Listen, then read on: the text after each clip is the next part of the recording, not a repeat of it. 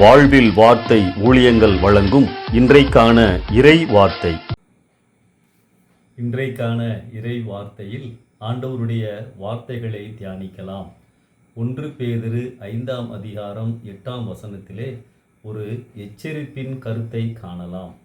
தெளிந்த புத்தியுள்ளவர்களாய் இருங்கள், விழித்திருங்கள், ஏனெனில் உங்கள் எதிராளியாகிய பிசாசானவன் கர்ச்சிக்கிற சிங்கம் போல எவனை விழுங்கலாமோ என்று வகை தேடி சுற்றித் திரிகிறான். அன்பானவர்களே, கர்த்தருடைய பிள்ளைகள் சாத்தானுடைய வலையில் விழுந்து விடாமல் கவனமாக வாழ வேண்டும் என இந்த வசனம் எச்சரிக்கின்றது. நம் ஆண்டவர் எல்லா இடங்களிலும் இருக்கிறார்.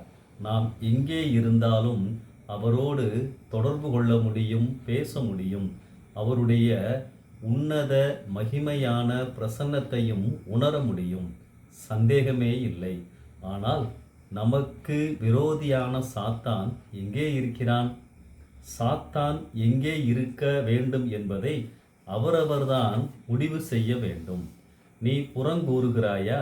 சாத்தான் உன் வாயில். அதை கேட்கிறாயா? அப்பொழுது சாத்தான் உன் காதில். தவறானவைகளை பார்க்கிறாயா? சாத்தான் உன் கண்ணில். தவறான காரியங்களை செய்கிறாயா? சாத்தான் உன் கரங்களில். இதயத்தில் தவறான சிந்தனைகளை வளர விடுகிறாயா? அப்பொழுது சாத்தான் உன் இதயத்தில். சாத்தான் நம்மை சுற்றி இருக்கிறான். நம்மிடத்தில் வரலாமா வேண்டாமா என்று முடிவு செய்வது நாம் தான். அவன் நம் பக்கத்திலேயே வராமல் இருக்க பண்ண நம்மால் முடியும். என்ன செய்ய வேண்டும்? ஆண்டவர் எப்போதும் என் அருகில் இருந்தால் நான் எப்போதும் ஆண்டவரோடு இருப்பேன். சாத்தான் என்னை தொடமாட்டான். பழைய ஏற்பாட்டில் ஒரு உதாரணத்தை காட்டுகிறேன். நியாயாதிபதிகள் புஸ்தகம் 4ஆம் அதிகாரத்தில் இஸ்ரவேல் புத்திரர் திரும்பவும் கர்த்தரின் பார்வைக்கு பொல்லாப்பானவைகளை செய்து வந்ததால் அவர் அவர்களை யாபீன் என்னும் கானானியருடைய ராஜாவின் கையிலே விற்று போட்டார். இவன் இஸ்ரவேலரை ஒடுக்கினான். அதாவது தம்முடைய ஜனங்களுக்கு பாதுகாப்பாய் இருந்த ஆண்டவருடைய பிரசன்னம் அவர்கள் பாவம் செய்ததினால் அவர்களை விட்டு எடுக்கப்பட்டது. ஆம், சத்துரு நுழைவதற்கு அவர்களே காரணமாய் இருந்தார்கள்.